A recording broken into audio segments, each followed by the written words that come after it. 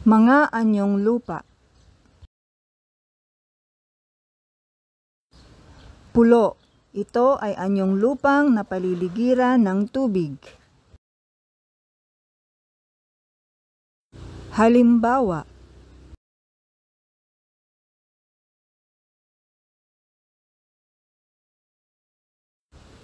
kapuluan. Ito ay pangkat ng mga maliliit at malalaking pulo. Halimbawa,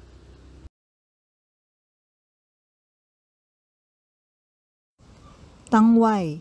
Ito ay anyong lupang napalilibutan din ng tubig, ngunit ang isang dulo ay nakaugnay sa isang mas malaking anyong lupa.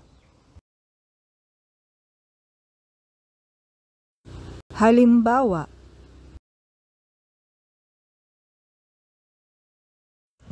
bundok. Ito ay isang mataas na bunton ng lupa. Halimbawa,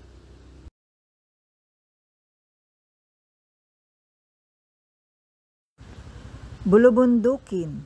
Ito ay binubuo ng hilera ng mga bundok. Halimbawa,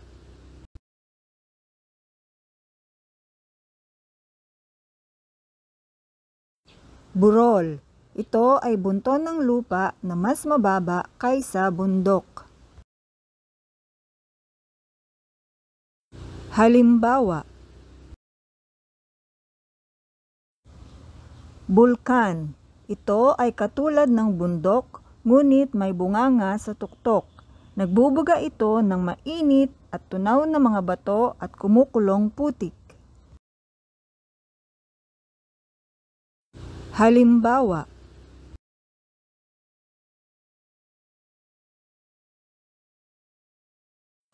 lambak. Ito ay patag na anyong lupa sa pagitan ng mga burol at bundok. Halimbawa,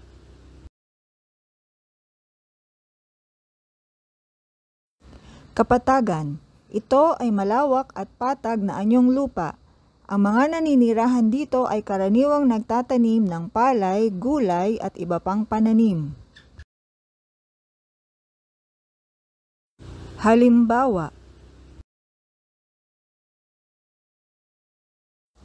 talampas. Ito ay isang bundok o mataas na anyong lupa na patag ang ibabaw na bahagi.